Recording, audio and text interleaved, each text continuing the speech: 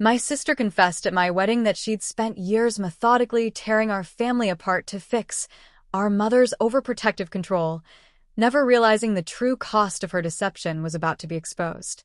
The band struck up our father-daughter dance song, a bittersweet melody that just twisted the knife deeper. My dad wasn't there, not really, not after 3 years of silence. But then, my sister Valerie grabbed my arm, her eyes glinting with a chilling triumph, and whispered words that shattered my perfect day. Mom and Dad's divorce? That was my masterpiece. What did you just say? I stammered, pulling away from my new husband, Liam, just as Valerie dragged me into the coat room. The music, a muffled bass beat now, thumped against the thin walls, drowning out everything but her voice. I did it, she declared, almost giddy. I'm the reason they're not together anymore. She said it like she'd just won the Nobel Prize. I stared at her perfectly applied makeup, at the expensive bridesmaid dress that probably cost more than my rent. Valerie always got what she wanted. What are you even talking about? My mind raced.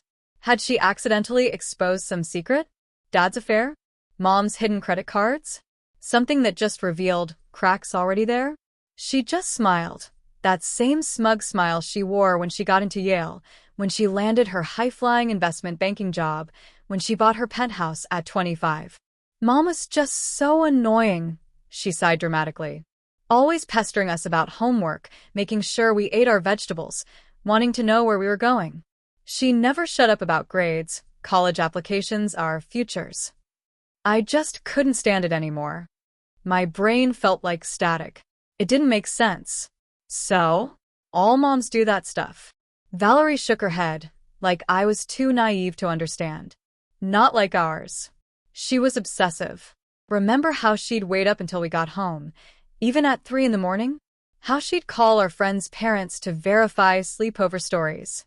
She made me look like a child in front of everyone. I remembered those things, yes, but to me, it was Mom caring, protecting us, loving us. Not some terrible offense. Valerie laughed, a cold, brittle sound. She was suffocating us. So, I fixed it. The music outside swelled as someone briefly opened the door, but Valerie slammed it shut. Fixed what? How do you fix parents being protective? That's when her smile widened, a truly terrifying sight. You make them hate each other more than they love their kids. My stomach churned. A cold dread crept up my spine. I was starting to understand. I started small, she began, examining her manicured nails like she was bored. I left Mom's earring in Dad's car. Not just any earring, though. One she'd lost months before. One she'd actually accused the cleaning lady of stealing. Dad brought it home, utterly confused, asking how it got there. Mom immediately assumed he'd been going through her jewelry box. First fight. Valerie counted on her fingers. Then, I changed Dad's phone password and told Mom he was hiding something. When he couldn't explain why he'd changed it, because he hadn't, she got more suspicious. Second fight. My legs felt weak. I sank onto a pile of coats. I signed Dad up for dating sites using his work email. Made sure Mom would find the welcome emails. He denied it, of course, but who believes that? Third fight. She checked her phone, still so blasé.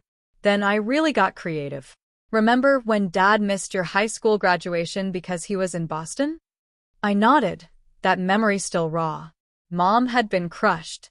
I booked that trip, Valerie stated flatly. Used his credit card and his email to confirm a conference registration. He thought his secretary did it. Mom thought he chose work over family again. The room spun. I wanted to throw up. Why? Why would you do that? They were happy. We were happy. Valerie just rolled her eyes. You were happy because you were Mom's favorite, her little baby who could do nothing wrong. I was the one she constantly harassed about everything. Were my grades high enough? Was I dating the right boys? Picking the right college major? She questioned every single decision I made. She adjusted her dress in the mirror behind me. After the graduation thing, I started deleting Dad's text to Mom. Apologies, explanations, dinner plans. She'd wait at restaurants alone while he sat at home wondering why she never showed up to the dinners he'd planned. My parents were married for 28 years before the divorce. Dad won't even talk to us now. Mom cries herself to sleep. You ruined everything because she asked about your homework. I was screaming, but the music outside swallowed my words. Not just homework, she sneered. Everything. She was in my business constantly.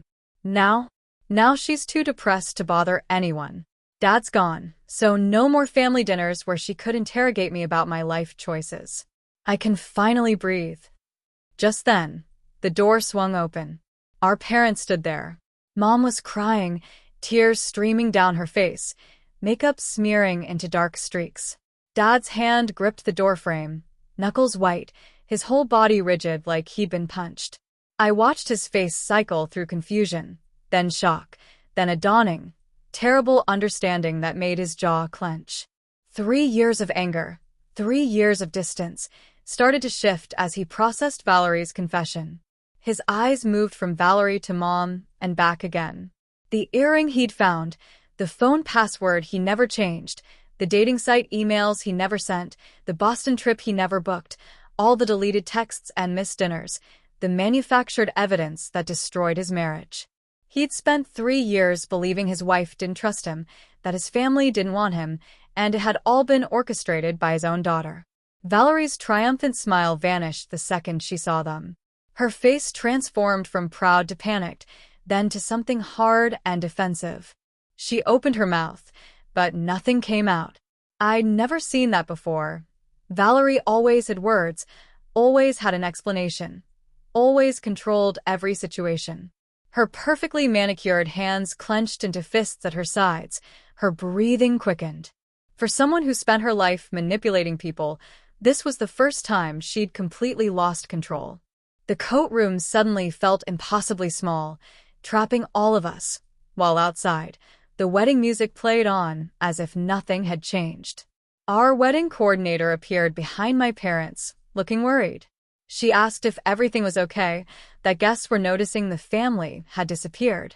I could see past her to the reception hall, tables full of people, eating appetizers, drinking champagne, dancing to the band Liam and I had spent months picking out. My brain split.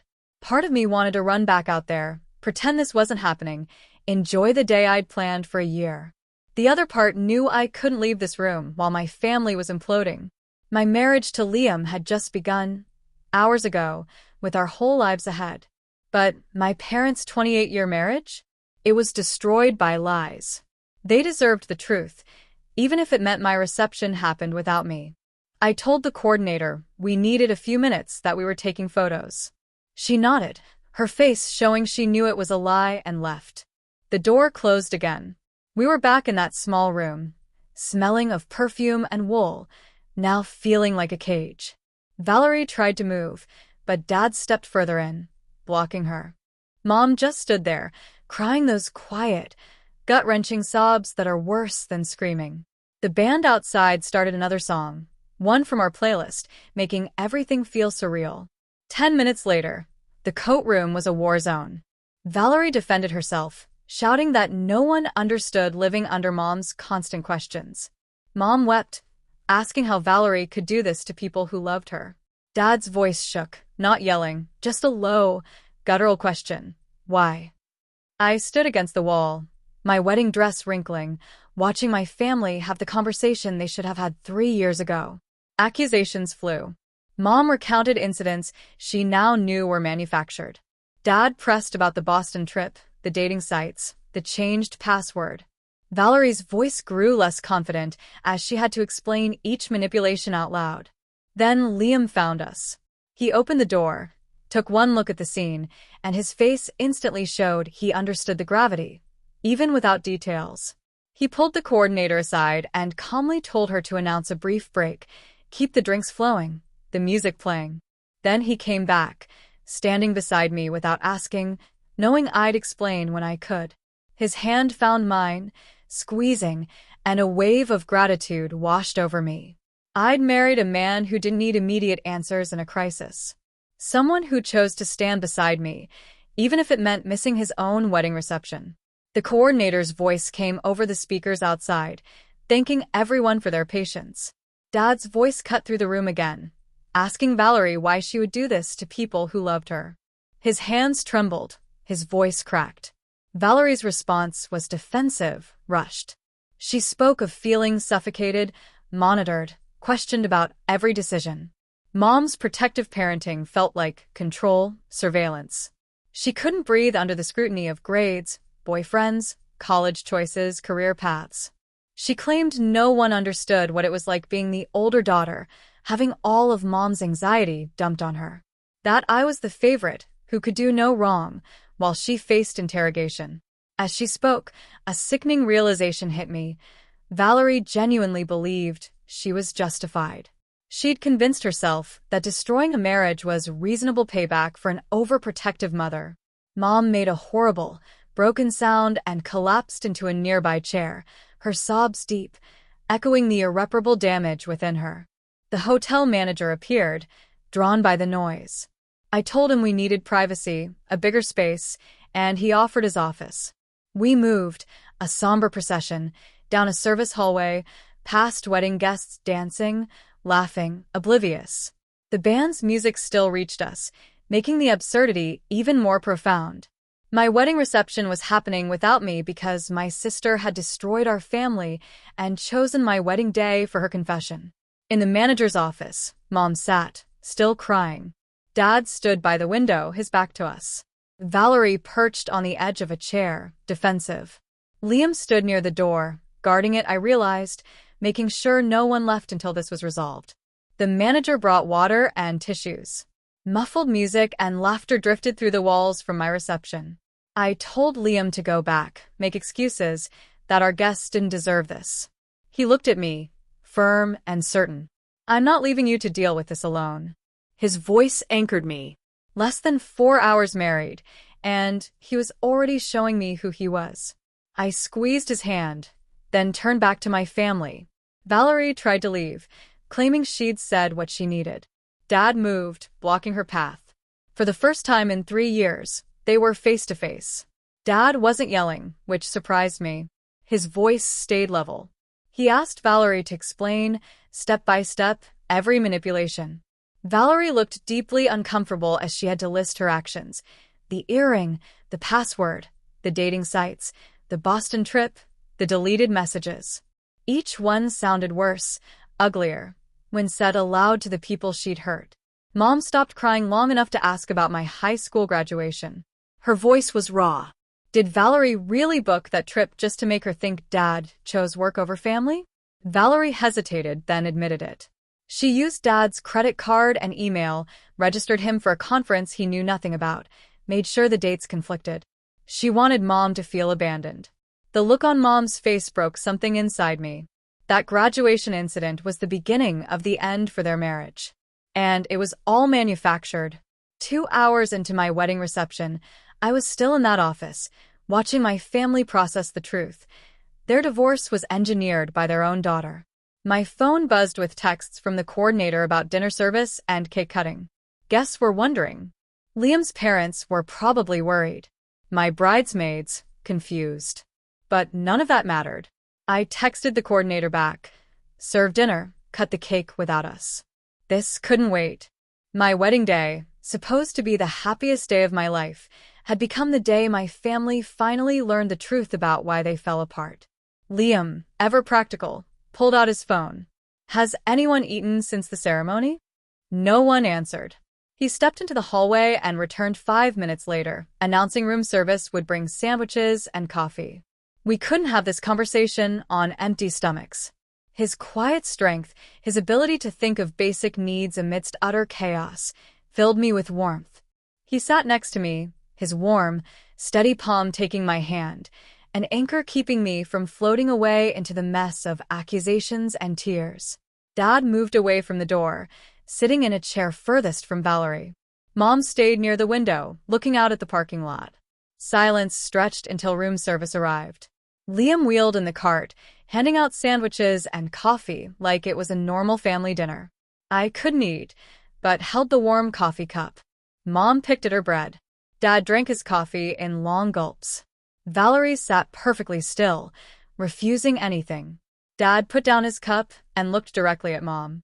His voice was quiet, careful. Did you ever really believe I would cheat on you? The question hung heavy, thick with 3 years of pain. Mom's hands shook. She took a sip of coffee, searching for words. She finally admitted she didn't want to believe it. She'd known him for 30 years. She knew he loved their family. But the evidence kept piling up.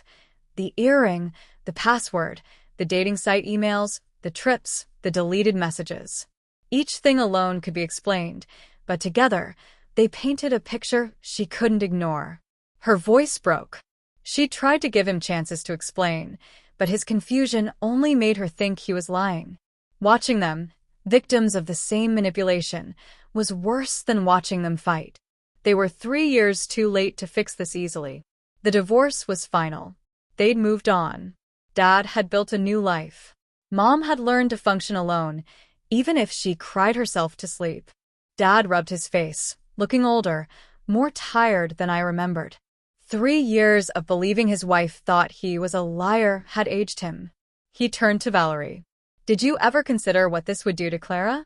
To our younger cousins who looked up to our family as an example of what marriage could be. His voice remained level, but anger vibrated beneath it. Valerie's perfect mask finally cracked. Her eyes shone, her mouth trembled. For the first time, she looked genuinely affected. She whispered, so quietly I almost missed it, I didn't think about collateral damage. I only thought about escaping what felt like constant surveillance and judgment. I just wanted Mom to stop asking questions, checking up on me, making me feel like a child. The tears falling down her cheeks looked genuine, but I didn't know if I could trust anything about Valerie anymore.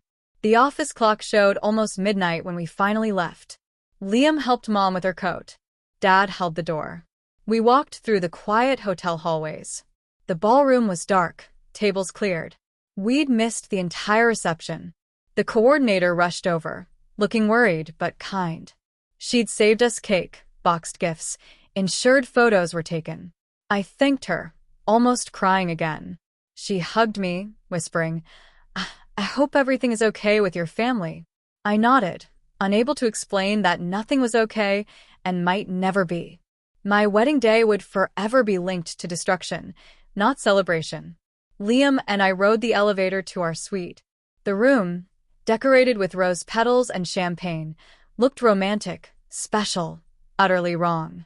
I sat on the bed in my wedding dress. Liam sat beside me.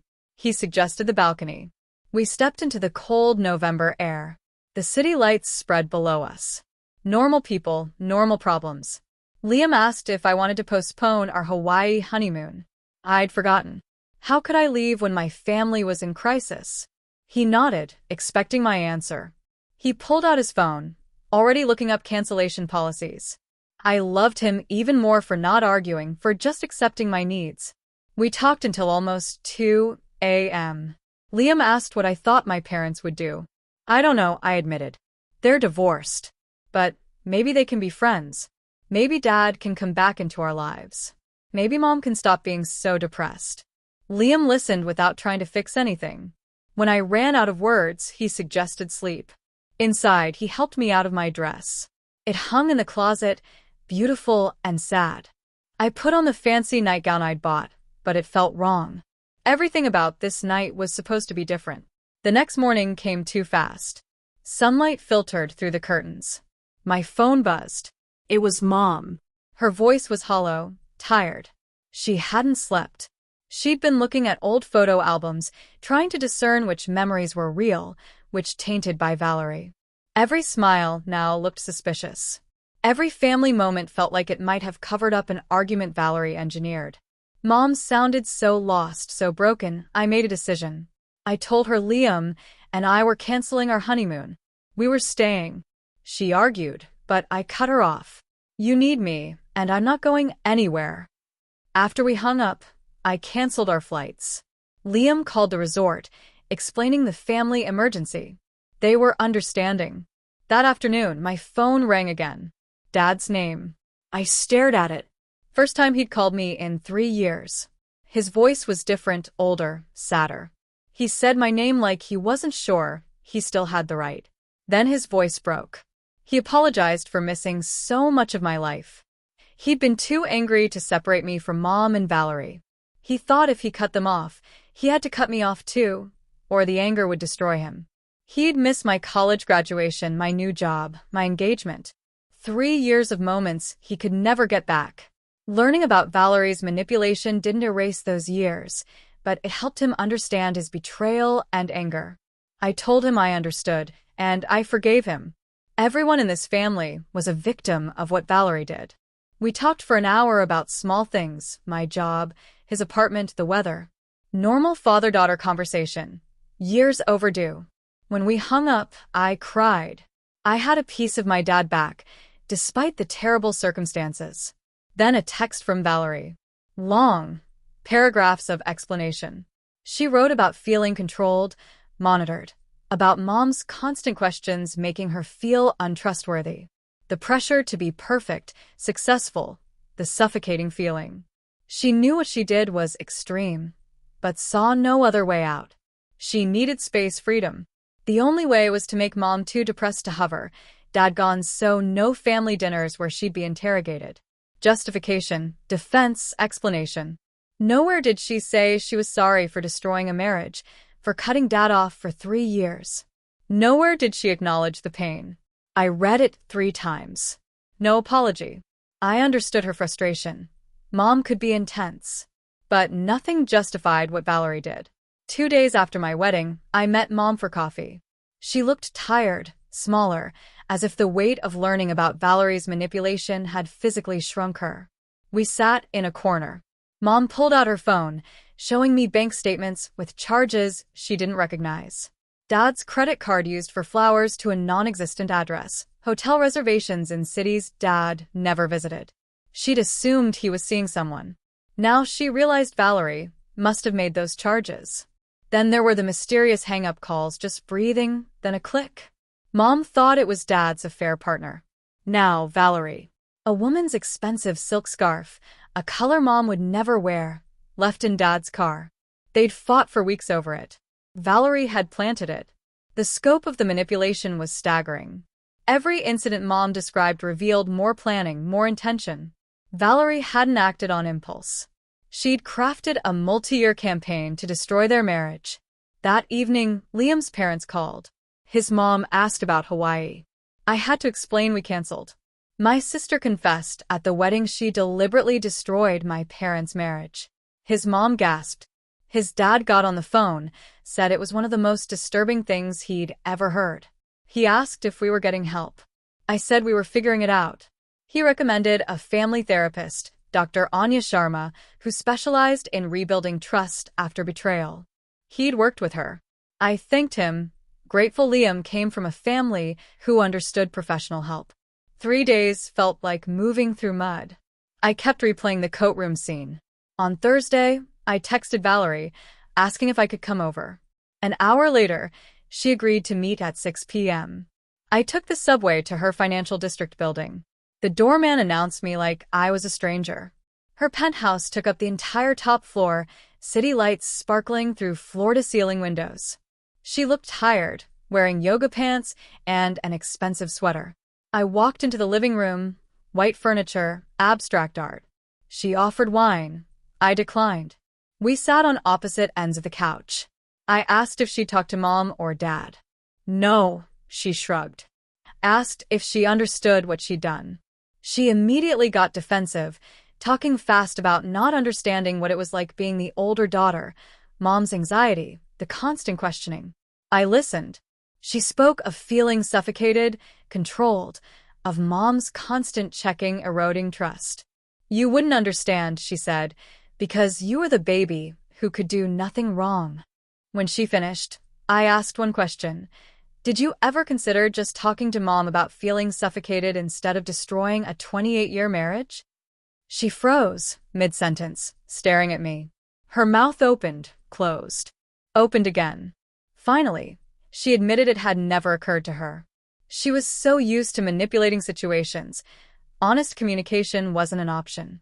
She said it like it was normal. I asked if she realized that made her sound like a sociopath. She got angry, pacing. I'm being dramatic. I just did what I needed to do to get space. My phone rang. Mom. Crying. She needed me. I said yes. Valerie rolled her eyes. Of course, Mom needed something. I left without saying goodbye. Mom's house looked the same, but sadder. Unwatered plants, peeling paint. Red eyes, tissues in hand. In the kitchen, she showed me her laptop. She'd found a hidden folder in her archived email, labeled with a random string of numbers. Inside, dozens of emails from Dad. Apologies he never made, explanations for misunderstandings, dinner plans she never saw, anniversary messages, birthday wishes. All from the years leading to the divorce. Mom shook as she scrolled. She never received them. They were all marked read. Valerie must have accessed her account, moved them. Every attempt Dad made to fix things, intercepted. Mom kept saying she could have saved the marriage. The manipulation kept growing. The next morning, making coffee, I remembered, 3 years ago, Dad sent me a birthday card. Mom said it never arrived. Christmas, same thing. Lost in the mail. Now, I wondered. I called Mom. She kept everything in boxes in the garage. We spent 2 hours sifting through old mail. No cards from Dad. But Mom found something else. A stack of return to sender envelopes addressed to her from Dad's apartment. She never sent him anything. We opened them. Inside, angry, mean letters telling him to stop contacting us. Mom started crying. She never wrote these. Valerie had forged them, mailed them from Mom's address. Every time Dad reached out, he got a hostile response he thought was from Mom. No wonder he stopped trying. No wonder he thought we hated him. Valerie had built a wall of fake emails, forged letters, intercepted mail. She'd ensured every attempt at reconciliation failed. 1 week after the wedding, I worked up the courage to call Dad. He answered on the 4th ring. Hello, uncertain. It's me, I said. Could we meet for lunch? Just us. He was quiet for so long I thought he'd hung up. Okay, he finally said. We met at a diner. He looked older, grayer, thinner. His smile didn't reach his eyes. We ordered food we didn't want. He asked about married life. Good, but complicated. He nodded. I told him about the emails, the return letters, the cards that never arrived. His face cycled through confusion, disbelief, understanding, anger, grief. He put his head in his hands. When he looked up, his eyes were wet. He spoke of the loneliness, cut off from his family, not understanding what he'd done. He'd thought he was going crazy. Now he knew. It wasn't him. It was Valerie. He said he eventually stopped trying because every attempt seemed to make things worse. He thought maybe we were better off without him. Now, learning Valerie sabotaged everything, he was angry all over again, but with a clear target. He asked how long. I said years. Why? I explained. Valerie felt suffocated. He stared at me like I was speaking another language. Feeling annoyed by a parent's questions doesn't justify destroying a marriage. I agreed. He asked about Valerie's remorse. No, not really. He pushed away his food. He didn't know if he could forgive her. I understood. He asked about Mom. Devastated. Did she want to talk to him? I thought so, but wasn't sure. We talked for another hour, random things, his apartment, his job. It felt good to talk to him again. Before we left, I suggested family therapy. His immediate reaction: no. He wasn't ready to be in the same room with Valerie without losing his temper. He needed time. I knew he couldn't heal if everyone stayed angry and separated. He said maybe some things couldn't be healed. Maybe damage was permanent. I hugged him in the parking lot. He held on longer than necessary. He was glad I reached out. Mom started seeing a therapist the next week. Her therapist was helping her process the manipulation and her depression. But she also said something that made Mom uncomfortable. Mom's protective parenting might have been excessive, even if it didn't justify Valerie's response. Mom got defensive. I was just being a good mother. I agreed, but added there's a difference between caring and controlling. Mom didn't like that. You're taking Valerie's side. No, I said, but both things can be true. Maybe you were overprotective, and maybe Valerie's response was still completely wrong. Mom went quiet. Then she asked, "Do you think I drove Valerie to do this?" "No," I said. "Valerie made her own choices, and those choices were manipulative and cruel. But understanding why someone feels a certain way doesn't excuse what they did." Mom nodded, clearly deep in thought. That night, Liam and I had our first real fight. He suggested we distance ourselves from my family drama. I stopped chopping vegetables. "What do you mean?" He was worried. I was spending all my time trying to fix my family. We were supposed to be newlyweds. I told him I couldn't abandon my parents. He wasn't asking me to abandon them, just to set boundaries. This wasn't drama. This was serious. He said he knew it was serious. That's why he was worried.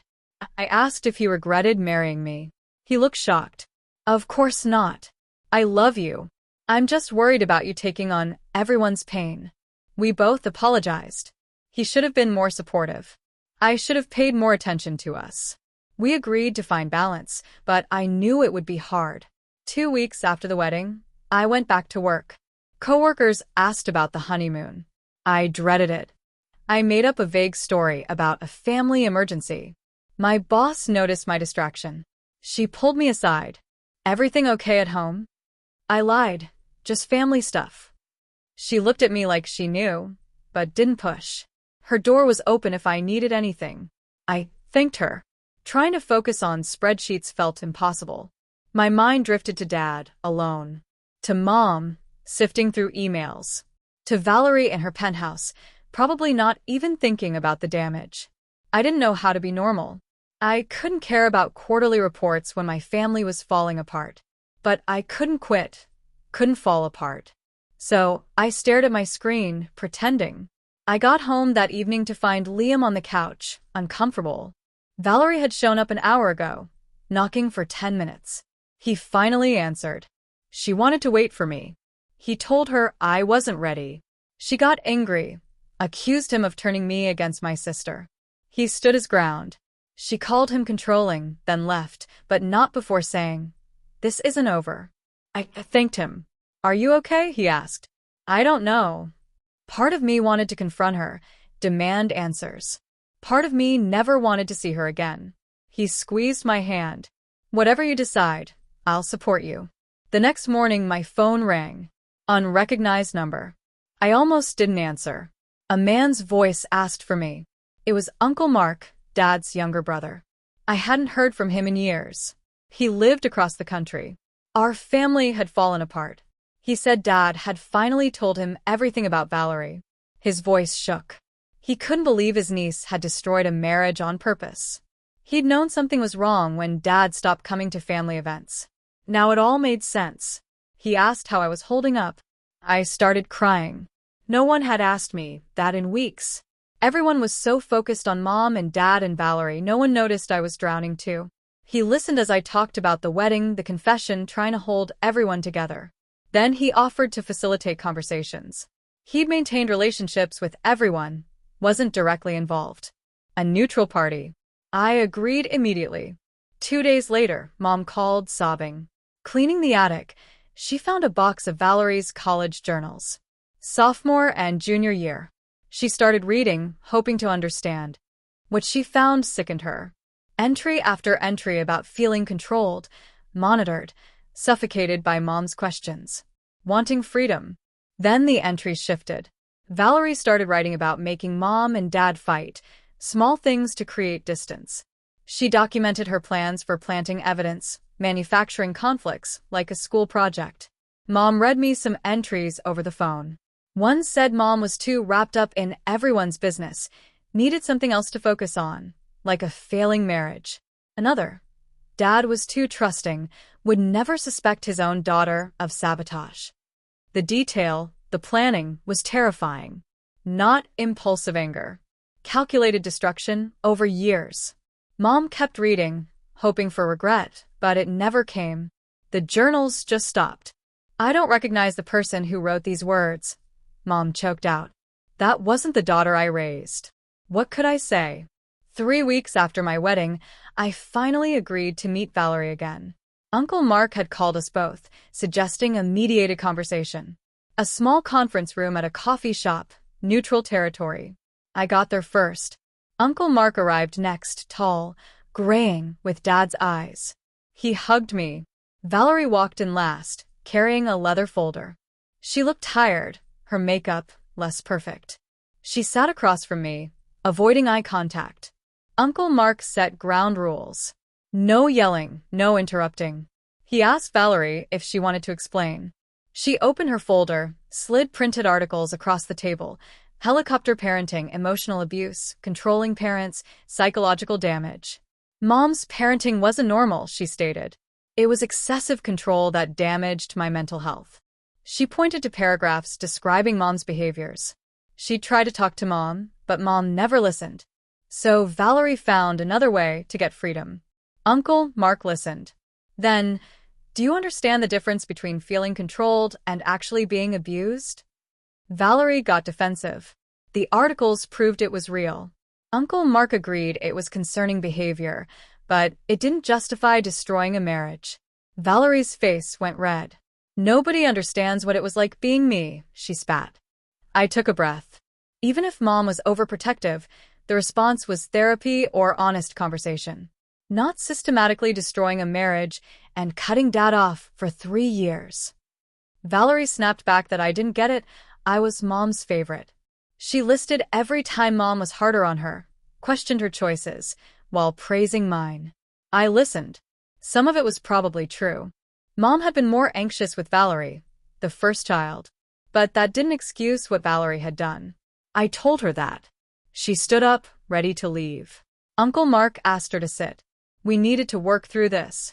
Valerie sat, fuming. Uncle Mark looked at her. Valerie, your current success proves you survived Mom's parenting just fine. You got into Yale, a great job, a penthouse. You have the freedom you always wanted. Maybe the real issue isn't Mom's parenting. Maybe it's that you can't admit you were wrong, that you took your frustration too far and destroyed people who loved you. Valerie's face went from red to white. She grabbed her folder, her chair falling over as she stood. You don't know anything about my life. You weren't there. Then she stormed out. Uncle Mark and I sat in silence. At least we tried. I sighed. But Valerie wasn't ready. Maybe she never would be. A week later, Uncle Mark called. Dad had agreed to meet Mom. First time in 3 years. At my apartment, with us there for support. I cleaned my apartment 3 times. Liam helped rearrange furniture. Mom arrived first, nervous. Dad came 15 minutes later, looking at Mom like he wasn't sure she was real. Uncle Mark guided him to a chair. They sat on opposite sides of my living room, like strangers. 3 years of silence filled the space. Uncle Mark started, reminding them why we were there. Dad spoke first, his voice rough. He'd been so angry for so long. The anger had shifted from Mom to Valerie, but it hadn't gone away. He was angry at himself for believing the lies, for giving up without fighting harder. Mom cried quietly, apologizing for believing the evidence, for doubting him, for letting suspicion destroy their marriage. Dad's eyes filled with tears. He was sorry, too, for shutting everyone out, for missing my life and Mom's. They were both crying now. I could see they still cared, but too much had happened. 3 years of silence, pain, separate lives. They couldn't just go back. The damage was too deep. Uncle Mark asked if they wanted to try being friends. Dad would. Mom would too. They talked for 2 hours about small things, old memories. When they left, they hugged. Awkward, brief, but it was something. 1 month after my wedding, Liam and I took a long weekend to the mountains. No cell service, no family drama. We hiked, sat by the fire. On the second evening, Liam asked how I was really doing. I'd been avoiding that question, even for myself.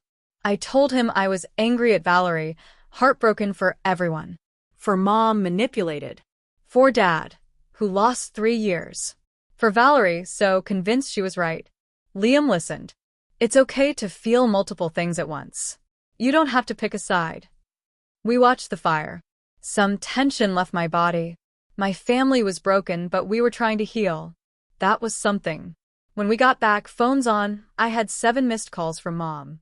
I called immediately, worried. Valerie's boss had called her in about ethical behavior. Word had spread. The The boss wanted to know if the rumors were true. Valerie deliberately destroyed her parents' marriage. Valerie denied it, but the story was too specific, too consistent. The company valued integrity. Valerie wasn't fired, but she was being watched. She'd lost a major client whose wife refused to work with her. Her professional reputation was taking hits. Mom said Valerie had called her crying, asking Mom to fix her reputation. Mom said no. Valerie needed to face the consequences. I hung up, feeling complicated. Glad Valerie faced consequences, but also tired. Tired of the drama. I just wanted my family to be okay. 2 days later, Mom called. She and Dad were meeting for coffee. Just the two of them. No lawyers, no mediators. She sounded nervous, but also hopeful. I asked if she was sure. She said probably not, but they needed to talk without everyone else. Dad had texted her. She'd said yes before she could talk herself out of it. I wanted to be there, but Mom said it was something they needed to do alone. I stayed home, checking my phone every 10 minutes. Liam took it away. They'll call when they're ready. He was right. 3 hours later, Mom called. Her voice was different, lighter.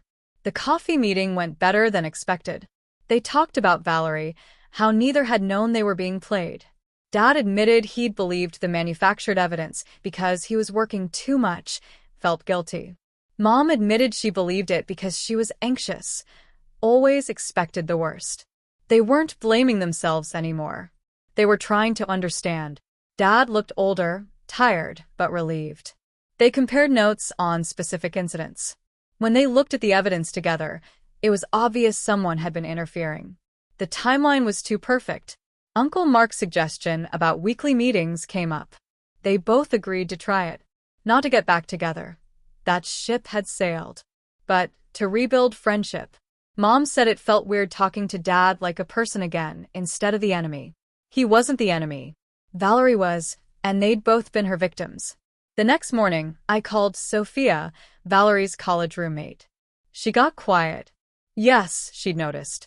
Valerie had a talent for creating problems, then solving them. Sophomore year, Valerie convinced Sophia their other roommate was stealing. Small things, then bigger. Sophia confronted the roommate, who was confused. The roommate moved out. Years later, Sophia found the stolen necklace in Valerie's things. Valerie laughed, said the roommate probably planted it to make her look bad. Sophia knew. Valerie had framed her. Valerie didn't like sharing space or attention. She also mentioned Valerie was skilled at reading people, knowing what buttons to push. Little comments about your judgment. Subtle suggestions that maybe you were wrong about what you saw. So gradual you didn't notice until you were second-guessing everything. I asked if she thought Valerie had done this before her parents. Definitely. She caused drama between other friends, boyfriends, study groups, always positioning herself as the reasonable one, while secretly making everything worse. Sophia distanced herself junior year. I thanked her. She wished she'd said something years ago. I hung up. Valerie had been doing this for at least a decade. This wasn't a one-time thing. This was who she was. 5 weeks after my wedding, we had our first family therapy session. Dr. Anya Sharma's office. Beige walls, comfortable chairs, white noise machine. I arrived early with Liam. Mom, then Dad, then Uncle Mark. We sat in the waiting room, not talking. Dr. Sharma came out, younger than I expected, kind eyes, but sharp. She shook our hands, invited us in. 2 couches facing each other. Mom and Dad on opposite ones. Me and Liam together. Uncle Mark between them. Dr. Sharma with her notepad. Introduce yourselves. Explain why you're here. I started. The wedding confession, Valerie's admission, the manipulation tactics. Dr. Sharma listened, took notes. Mom and Dad added their parts. Dad wanted to understand how he missed the signs. Mom wanted to stop feeling like an idiot. Uncle Mark wanted to help Dad reconnect. Dr. Sharma nodded. Valid goals. Where's Valerie? She asked. I explained she refused. Unfortunate, but not unexpected. People who manipulate rarely want to participate in processes that hold them accountable.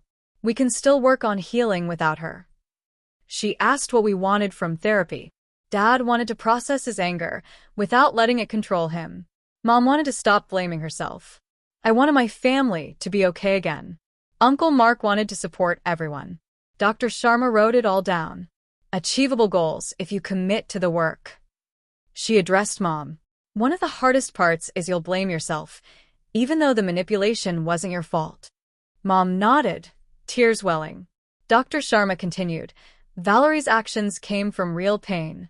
Feeling suffocated by anxious parenting is a genuine experience, but her response was inappropriate and disproportionate. Both things can be true. You can acknowledge your anxiety made you protective, while recognizing nothing you did justified Valerie's choices. This framework seemed to help Mom sit straighter. She'd carried guilt for weeks. Dr. Sharma was saying she could hold Valerie accountable while examining her own behavior. Dad asked how he was supposed to forgive someone who stole 3 years of his life. Forgiveness isn't required for healing, Dr. Sharma said. You don't have to forgive Valerie. You just have to process your anger. Is it consuming you, or giving you information about your boundaries? Dad seemed relieved. Healing meant accepting what happened, finding ways to move forward. Not pretending everything was fine. We talked for another 40 minutes. Mom described waiting at restaurants. Dad described confusion. I described watching my family fall apart. Uncle Mark described feeling torn. Dr. Sharma helped us see patterns. How Valerie isolated Dad, fed Mom's anxiety, kept everyone separated. The manipulation was sophisticated, deliberate. Not an accident. For homework, Dr. Sharma wanted me to document everything I'd learned about Valerie's tactics, not to use against her, but to process the betrayal. Mom and Dad to keep having coffee meetings. Uncle Mark to continue being a neutral support. We scheduled another session. We left drained, but also slightly hopeful. I started documenting that night. The earring, password, dating sites, fake business trip, deleted messages. The scope became clear. Valerie had been working on this for years. Each incident built on the last, creating distrust. How she escalated during stressful periods, targeted Dad's work, Mom's anxiety, used my graduation as a weapon. The timeline was shocking, so thorough. This wasn't impulsive. This was calculated destruction. My sister, who I'd looked up to, had spent years destroying our family because she didn't like being asked about homework. 3 days later, Mom called, crying. She found a hidden folder in her email account, hundreds of messages from Dad she'd never seen. Apologies, invitations, birthday wishes, all marked read, but moved automatically. Valerie must have set up a filter. Mom never saw any of it. She'd thought Dad was ignoring her. He'd been trying the whole time. Mom also found sent emails she didn't write. Hostile responses to Dad. Threats to call lawyers. All from Mom's account, but written by Valerie. Dad had screenshots. Mom had been framed in her own email. The manipulation was even more elaborate. Valerie hadn't just deleted. She'd impersonated Mom, created entire conversations, made Dad think Mom hated him while Mom thought Dad had abandoned her. 6 weeks after my wedding, Valerie finally agreed to therapy. She'd been ignoring calls, but Dr. Sharma sent her a letter. Valerie called me. 1 session, just one. If I can explain my side first. I agreed. The day of the session, I arrived early. Mom and Dad already there, on opposite sides of the waiting room. Uncle Mark came in. 3 o'clock came and went. Dr. Sharma stepped out. I texted Valerie. Parking. 10 minutes later, she walked in, expensive suit, perfect makeup, defensive. We took our seats. Valerie sat alone. Dr. Sharma thanked her. Valerie launched into her explanation. Suffocating childhood, Mom's constant questions, no autonomy, no privacy. She talked for 20 minutes. No one interrupted. When she finished, Dr. Sharma let the silence sit. Then, Valerie, do you understand the difference between feeling controlled and actually being abused? Valerie looked confused. Dr. Sharma explained. Feeling suffocated by protective parenting was valid, but Valerie's response was to systematically destroy her parents' marriage through years of calculated manipulation. Was that response proportionate? Valerie opened her mouth, but nothing came out. She looked around, expecting backup. No one. Dr. Sharma asked again. Was manufacturing evidence of infidelity proportionate to being asked about homework? Impersonating your mother in emails proportionate to feeling embarrassed by parental concern? Valerie's face changed. The certainty cracked. It wasn't just homework, she mumbled. It was everything. The constant pressure. Dr. Sharma nodded. I hear that. But was your response proportionate? Valerie struggled. I don't know. Maybe not. But I felt so trapped. Dr. Sharma. Feeling trapped doesn't justify trapping others. Feeling controlled doesn't justify controlling an entire family's narrative. You need to sit with that reality. Dad spoke, his voice steady but pained. He'd lost 3 years with his daughters. Missed my engagement, my wedding planning, holidays, phone calls. He'd missed being a father because Valerie decided he didn't deserve that role. That pain didn't disappear just because he understood. Valerie looked at Dad. For the first time, she looked genuinely uncomfortable. Not defensive, not proud. Uncomfortable. Like she was finally seeing the damage from someone else's perspective. Dad continued. He'd spent 3 years thinking his family hated him, thinking he destroyed his marriage. The confusion and isolation had been devastating. All manufactured by his own daughter because she didn't like being asked where she was going on Friday nights. Valerie's eyes filled with tears. Real ones. She whispered, I'm sorry. Dad said, sorry doesn't fix it. Sorry doesn't give me back those years. But it's a start. Silence. Dr. Sharma finally spoke. This is important progress. Valerie is seeing beyond her own experience. That's the first step toward real accountability. We have a lot more work to do. We scheduled another appointment. Valerie left first, walking quickly. We stood in the parking lot. Mom said she needed to go home and process. Dad nodded. We went our separate ways. But something had shifted. Valerie's certainty had cracked. That crack was the first real opening toward healing. The next therapy session, Mom showed up early, nervous. Valerie arrived, surprised, but sat across from her. Mom cleared her throat, looked directly at Valerie, no anger, no tears. She asked if Valerie ever stopped to think why she asked so many questions. Valerie started her standard response, but Mom held up her hand. She explained that when Valerie was born, doctors said she might have complications. Mom spent the first year terrified. That fear never left. Every question, every check-in, came from wanting to protect her daughter, not control her. Mom's voice shook. Her anxiety probably felt suffocating, but it came from love. Valerie sat very still, her face shifting from defensive to something softer. She admitted she never thought about Mom's motivation. She just felt the pressure. Dr. Sharma asked Valerie to sit with that. The difference between a parent acting from fear and love versus a desire to dominate. Valerie nodded slowly. She understood, even if it didn't change how trapped she felt then. Mom reached across the chairs, briefly touching Valerie's hand. Not forgiveness, not reconciliation, but a crack in the wall between them. Significant progress. Healing was possible. 8 weeks after my wedding, I met Liam for coffee. I told him therapy was helping. He looked relieved. We talked about a short trip, just us. That afternoon, Dr. Sharma called with an update. Valerie was acknowledging specific harm, Mom working through depression and setting boundaries, Dad processing anger in healthier ways. Progress was slow, but real. Asked if we'd ever get back to normal. Dr. Sharma. Families don't really go back. They just move forward into something different. That made sense. 2 months after my wedding, I sat in a restaurant booth with both my parents. First time in years. Mom suggested lunch. Dad agreed. They sat next to each other, but not too close. Awkward. We ordered, made small talk. Then Dad mentioned a beach trip when I was 7. Mom laughed, actually laughed, adding details.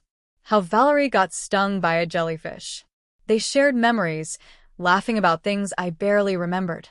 For a few minutes, they looked like the parents I grew up with. Then the food came. The moment passed. The weight settled back on them. They weren't the same.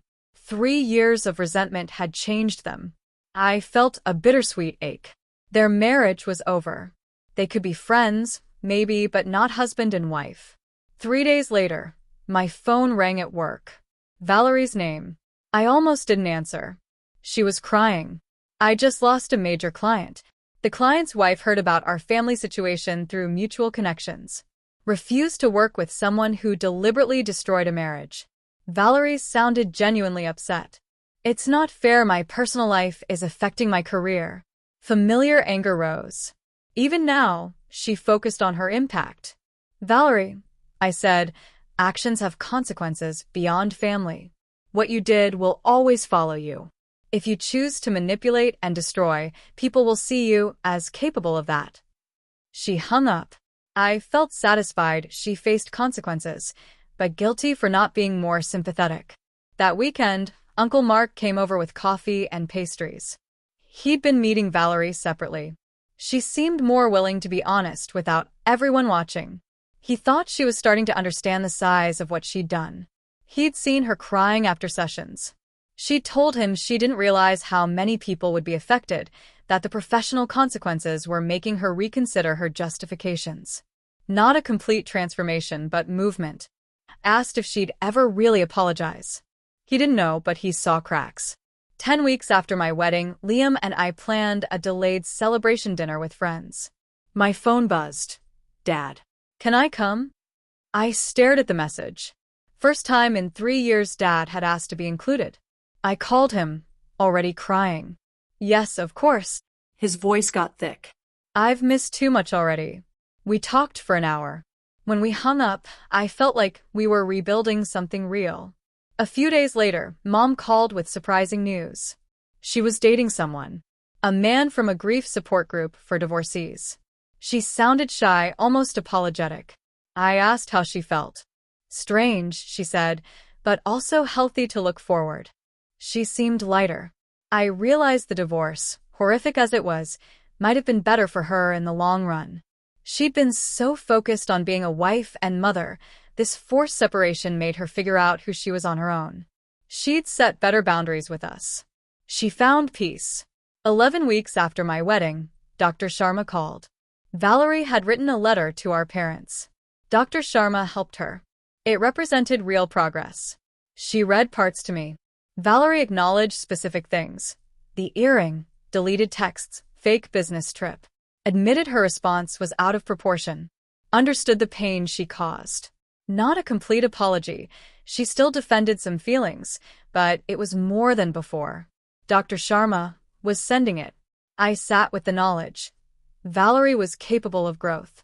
3 months after my wedding, our family gathered at my apartment for dinner. I'd spent all day cooking. Mom arrived first, nervous but determined. Dad came next. Awkward hellos. Valerie showed up last. The temperature dropped. Dad barely looked at her. She kept her distance. Conversation was stilted, careful. Valerie and Dad didn't speak directly. But everyone stayed. Everyone tried. We were all in the same room. When everyone left, I cleaned up and cried. It was both progress and proof of how broken we still were. Dad had pulled me into the kitchen during dessert. He put his hand on my shoulder. Thank you for not giving up on this family. Watching you fight to keep everyone connected inspired me. I told him I learned stubbornness from Mom. He smiled sadly. Mom always was the strongest person I knew. I was grateful, Dad, and I found our way back. Our last therapy session with Dr. Sharma was in early February. Sunlight through the windows. Mom on the left couch, Dad on the right, me in the middle. Valerie came late, took her usual chair by the door. Dr. Sharma spoke about progress. Hard work, rebuilding trust. Mom and Dad communicating. Me keeping everyone connected. Valerie acknowledging harm. But Dr. Sharma's face grew serious. Healing from this kind of betrayal takes years, not months. You've made remarkable progress, but you're just starting the real work. She recommended individual therapy for Mom and Dad, continued therapy for Valerie. Family check-ins every few months. Everyone agreed. 3 weeks later, Liam and I finally got on a plane to Hawaii. The hotel upgraded us. Liam joked we should have more emergencies if it meant ocean views this good. I stood on our balcony, looking at the beach. For the first time in months, I wasn't thinking about Mom crying, Dad's anger, Valerie's manipulation. Liam came up behind me. "What are you thinking about?" "Nothing," I smiled. He laughed. That was something worth celebrating. We spent 5 days swimming, eating, sleeping late, not checking my phone. On the third day on the beach, Liam asked if we'd ever have a normal family dinner where no one was processing trauma. "Maybe in a few years," I said. "That's good enough for me," he replied. Being away helped me see how much work everyone had done. Mom in therapy, Dad talking to me, Valerie admitting harm. I could relax. When we got home, I met Mom for coffee. She looked different. Happy. Genuinely peaceful. She told me about a painting class, a book club, going back to school. "Are you okay?" I asked. I'm genuinely happy for the first time since everything fell apart. Working through the manipulation helped her understand herself. She'd spent 28 years being a wife and mother without figuring out who she was, just herself. The divorce forced her to build her own life. She'd set better boundaries. She'd found peace with how things turned out, traumatic as it was. Watching her talk about her new life, I realized sometimes the worst things lead to growth we wouldn't have chosen, but needed anyway. 6 months after my wedding, making dinner, I realized our family was in a much better place. Mom and Dad had coffee every few weeks, laughing about old memories. I talked to Dad regularly. He came to dinners. Valerie was still in therapy, working on her control issues. My marriage to Liam was stronger because we'd weathered a massive crisis. Life wasn't perfect. Wounds would always be there. Dad and Valerie barely spoke. Mom still got sad. I still got angry. But we were all moving forward instead of being stuck. We were building something new from the broken pieces. And for now, that was enough.